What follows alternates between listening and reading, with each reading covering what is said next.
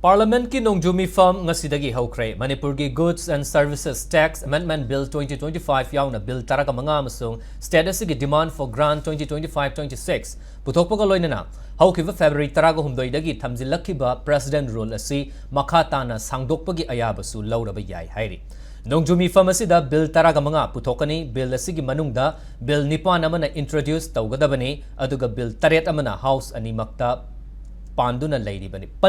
Bani. Anoba Bill Nipanasi Manipur Goods and Services Tax Amendment Bill 2025, Taxation Laws Amendment Bill 2025, Jan Vishwas Amendment of Provisions Bill 2025, Education Indian Institute of Management Amendment Bill 2025,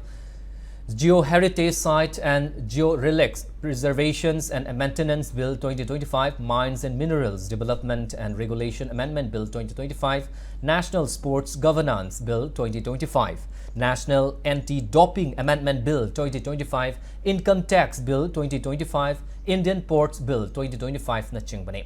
Nongjumi Pharmacy ngasi ahoban numita opposition party sing na house animakta Pahalgam terror attack operation Sindur Ramadi Air India crash ki wafam pukatki. Opposition na house the operation Sindur gi matangda kananaba demand tauduna kongjang sangsilakpadagi. Mifam animaki